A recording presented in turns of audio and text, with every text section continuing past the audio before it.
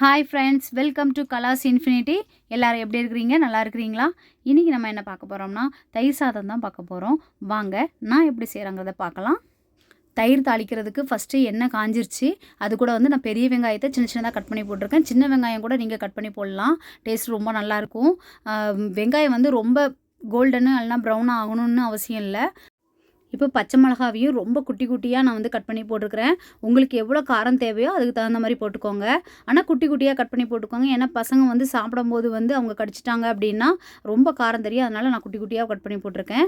அப்புறம் வந்து இஞ்சி வந்து நான் வந்து கேரட் சீவுறதுலே குட்டி குட்டி ஹோல் இருக்கும்ல, அந்த இதில் வச்சு துருவிட்டு போட்டிருக்கிறேன்.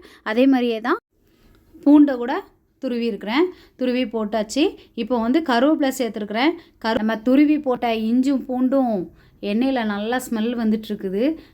இப்போ கருவேப்பிலை கூட பச்சை கலர் மாறாமல் அப்படியே இருக்குது. உப்புலாம் நம்ம அந்த டைம் சேர்க்க வேண்டாம், சும்மாவே வதங்கட்டும். போதும், இந்த மாதிரி வெந்தது போதும். இதுக்கு மேலே நம்ம வந்து நான் வந்து ஒரு கேரட் வந்து துருவி வச்சுருக்கிறேன். கேரட் இவரதில் பெரிய ஹோல் இருக்குல்ல, அதில் வச்சு நான் துருவி வச்சுருக்கிறேன். இப்போ அதையும் வந்து நான் இதில் வந்து சேர்த்துக்க போகிறேன். சேர்த்துட்டு இதுவும் கூட சும்மா 2 வாட்டி அப்படி புரட்டி விட்டாலே போதும். ரொம்ப வேகணும்னு அவசியம் இல்லை.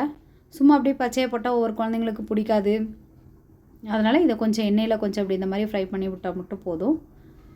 இது கூட இப்போ வந்து கொஞ்சம் கொத்தமல்லி இலை வந்து கட் பண்ணி வச்சுருக்கிறேன், அதை சேர்த்துக்கிறேன்.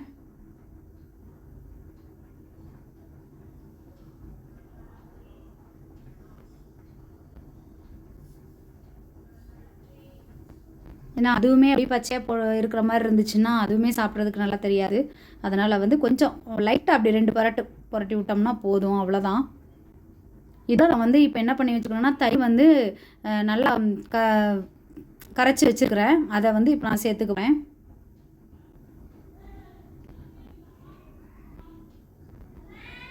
ஸ்டவ்வை வந்து ஆஃப் பண்ணிவிட்டு ஒரு 1 மினிட்ஸ் 2 மினிட்ஸ் விட்டதுக்கப்புறமா நான் வந்து தயிரை விட்டுக்கிறேன். ஏன்னா சூடோட ஊற்றினா அப்படியே திரிஞ்சிரும். அதனால் வந்து நான் கொஞ்சம் ஆற விட்டுட்டு அப்படியே ஊற்றிக்கிறேன். பாருங்கள், சூப்பராக கலர்ஃபுல்லாக வந்துருச்சு. செம்ம இருக்குது கலரு. இப்போ இறக்கி வச்சுட்டு இது கூட வந்து உப்பு சேர்த்துக்கலாம். உப்பு சேர்த்து நல்லா கிளறிடலாம். நம்ம இந்த தயிருக்கு எவ்வளோ உப்பு தேவையோ அதையே ஃபஸ்ட்டே நம்ம நல்லா போட்டு கிளறிடணும். இப்போ சாதம் வந்து நான் நல்லா வேக விட்டுட்டு வடித்து சூடாகவே இருக்கும்போதே நல்லா வந்து இந்த மாதிரி கிளறி மசிச்சு வச்சுருக்கிறேன். இப்போ சாதமும் நல்லா ஆறிட்டுருக்குது. இந்த டைமில் தான் நம்ம வந்து தாளித்து வச்சுருக்கிற அந்த தயிரை வந்து சேர்க்கணும். சாதம் சூடாக இருக்கும்போது சேர்த்தோன்னா தனித்தனியாக ஒரு மாதிரி பிரிஞ்சிரும், ஒரு மாதிரி திரிஞ்சிரும் தயிர் வந்து. அதனால் வந்து சாதமும் நல்லா ஆறி இருக்கணும். இப்போ தாளித்து தயிரை எடுத்து ஊற்றிக்கலாம்.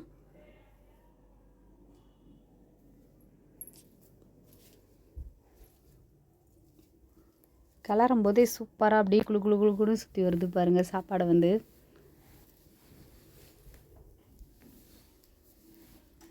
அந்த கிளறும் போது வந்து அந்த சின்ன சின்ன பீஸ்லாம் கட்டி கட்டியாக இல்லாமல் இருக்கிற மாதிரி நல்லா பார்த்து கிளறிக்கலாம். சூப்பராக வந்திருக்கு பாருங்கள்.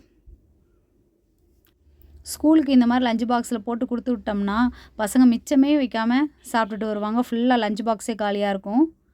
இதுக்கு வந்து நான் வந்து உருளைக்கிழங்கு ஃப்ரை பண்ணியிருக்கேன் இன்றைக்கி. நீங்களும் உங்கள் வீட்டில் வந்து இந்த மாதிரி தயிர் சாதம் செஞ்சு பார்த்துட்டு எப்படி இருக்குன்னு எனக்கு கமெண்ட் சொல்லுங்கள். நெக்ஸ்ட் வீடியோவில் வந்து நான் வந்து உருளைக்கிழங்கு ஃப்ரை எப்படி செஞ்சுருக்கேங்கிறத நான் வீடியோவில் போட்டு விட்றேன். கண்டிப்பாக மறக்காமல் பாருங்கள்.